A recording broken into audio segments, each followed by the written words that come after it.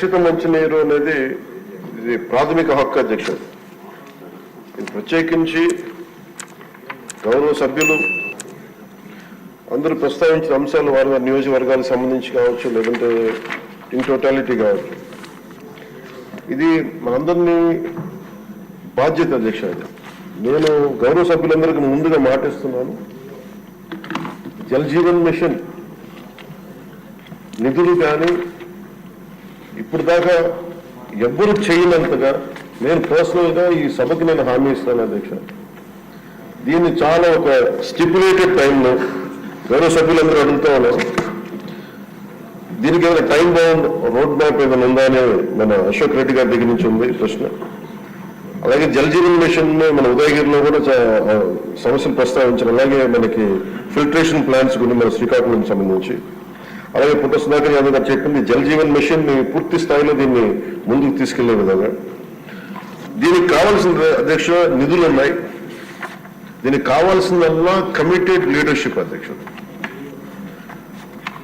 పంచాయతీరాజ్ ముఖ్యంగా సంబంధించి మన ఆర్డబ్ల్యూఎస్ లో కానీ చాలా బలమైన వ్యవస్థ ఇది. కాకపోతే దీన్ని మోటివేట్ చేసి ఇక అధికార యంత్రాంగం కూడా దీన్ని ఒక సభలో కూడా మన అధికార యంత్రాంగానికి కూడా తెలియజేస్తాం అధ్యక్ష. ఇది మేమందరం అనుకుంటున్నాం అధ్యక్ష, అధికార యంత్రాంగం దీన్ని పూనుకొని ఇది ప్రాథమిక హక్కు కింద. ఇప్పుడు ఉద్దానం సమస్య కూడా గౌరవ సభ్యులు ప్రస్తావించారు అధ్యక్ష. ఆ రోజులకు కదిలించేసింది.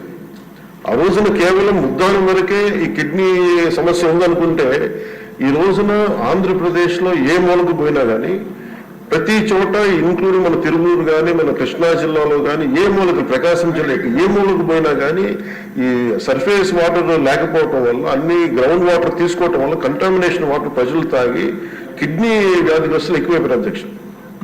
ఇది చాలా చాలా నాకు వ్యక్తిగతంగా కూడా చాలా కదిలి చేసే సమస్య.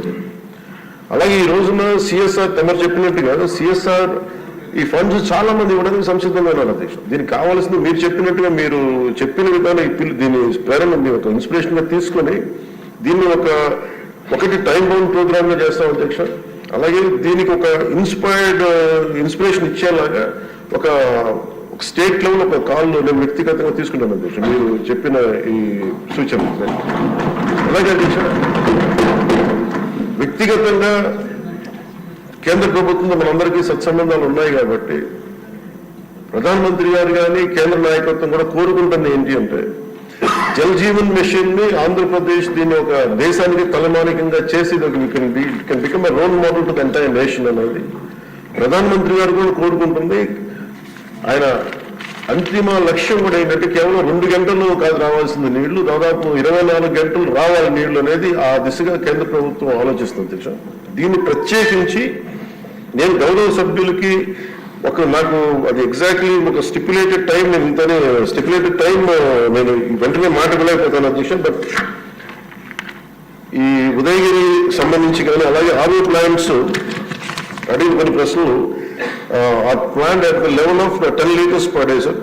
Jal Jeevan Mission aims at supply of clean and sustainable water at 55 liters per capita per day.